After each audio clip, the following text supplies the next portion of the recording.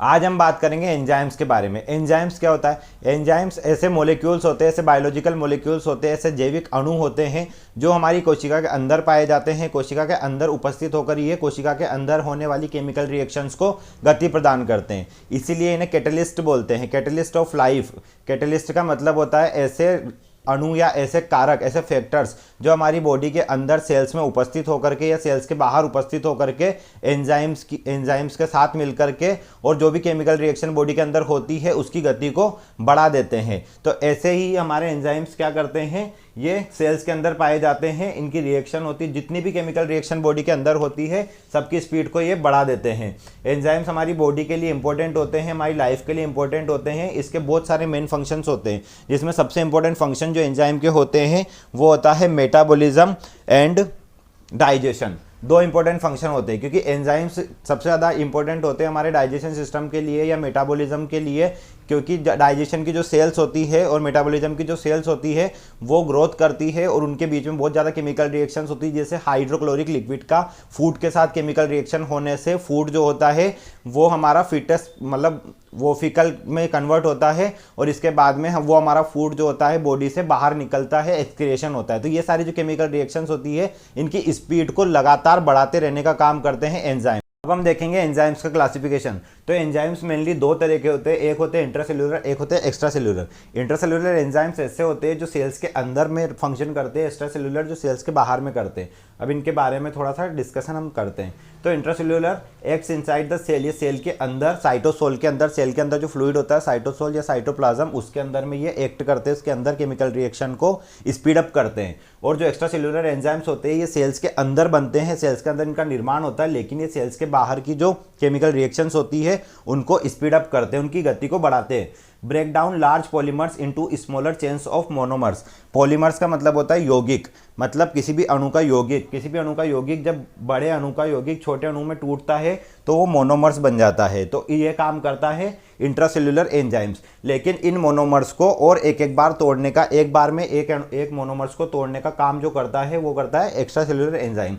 Third है it undergoes intracellular digestion, मतलब ये इंट्रासेल्यूलर डाइजेशन करता है। सेल्स के अंदर जो डाइजेशन होता है, सेल्स के अंदर जो केमिकल रिएक्शंस होती है उनकी स्पीड को बढ़ा करके उनका जो मेटाबॉलिज्म होता है उसकी प्रोसेस में हेल्प करता है। It undergoes extra cellular digestion. और जो एक्स्ट्रा सेल्यूलर एंजाइम्स होते हैं ये सेल्स के बाहर जो भी केमिकल रिएक्शंस होती है उनकी स्पीड को बढ़ा करके उसके जो डाइजेशन होता है उसमें हेल्प करता है।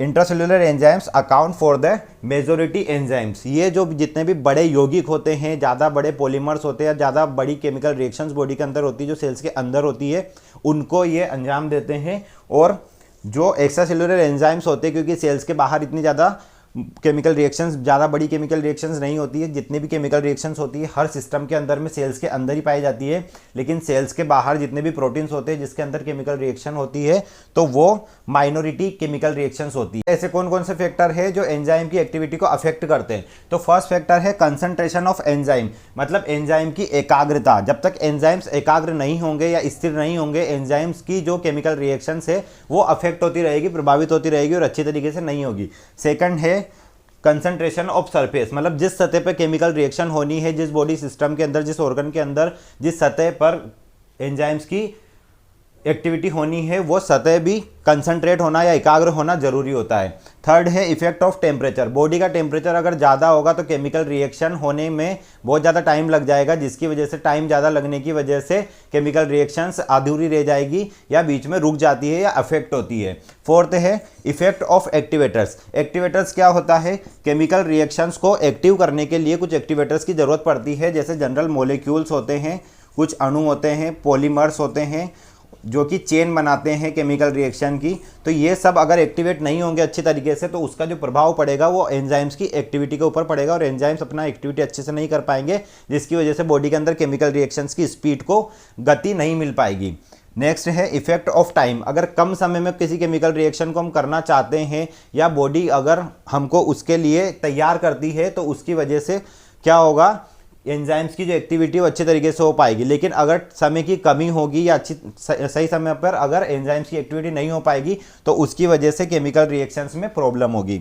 नेक्स्ट है effect of light and radiation. अगर बॉडी में किसी भी प्रकार का लाइट या रेडिएशन या एक्सरे या यूवी रेज अगर पड़ता है तो उसकी वजह से बॉडी के अंदर इंट्रासेल्युलर और एक्स्ट्रा सेल्युलर जो भी एंजाइम्स होते हैं उनकी केमिकल रिएक्शंस में स्पीड अप होने में बहुत ज़्यादा प्रॉब्लम आती है। तो ये सारे फैक्टर्स हैं जो केमिकल रिएक्शंस की गति को प्रभावित करते हैं या एंजाइम्स की एक्टिविटी को प्रभावित करते हैं। आई होप ये वीडियो आपको अच्छा लगा होगा। कमेंट करके बताएं कैसा लगा। Thank you.